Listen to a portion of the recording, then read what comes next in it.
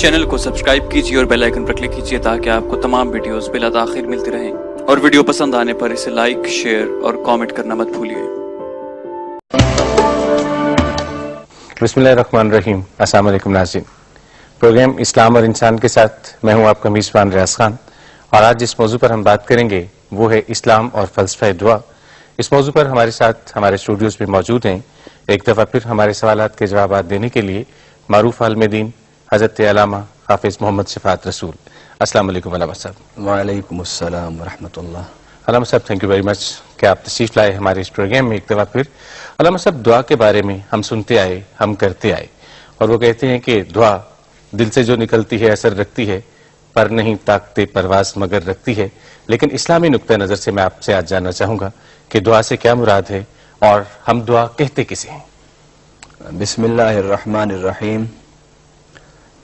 ادعونی استجب لکم، صدق اللہ العظیم۔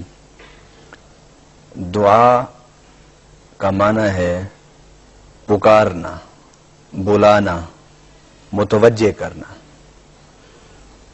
کیونکہ لفظ دعا عربی کا لفظ ہے، اس کا معنی پکارنا، بلانا، متوجہ کرنا ہے، مگر اس کا جو شرعی معنی، قرآنی معنی، یعنی جو اسلام نے جس معنی میں اس لفظ کو استعمال کیا وہ معنی ہے کہ آپ اللہ کے حضور اپنی حاجات، اپنی مشکلات، اپنی پریشانیاں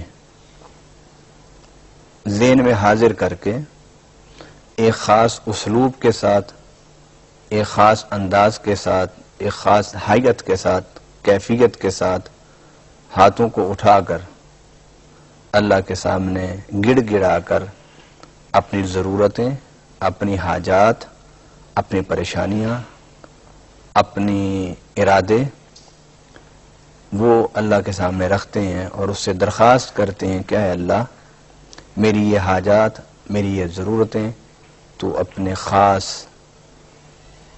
خزانہ رحمت سے، خاص تصرف سے ان کو پورا کر دے، اور جن مشکلات میں میں مبتلا ہوں، جن پریشانیوں میں الجھا ہوا ہوں، اے اللہ ان سے مجھے نجات عطا فرما دے۔ گویا دعا کا معنی یہ ہے کہ آپ اپنے ارادوں کو، اپنی تمناؤں کو، اپنی مجبوریوں کو، ضرورتوں کو ذہن میں رکھتے ہوئے اللہ کے حضور بیٹھ کر ہاتھوں کو اٹھا کر ایک خاص کیفیت کے ساتھ اس اللہ کو پکاریں تاکہ وہ اللہ آپ کی ان دعاؤں کو قبول کر لیں۔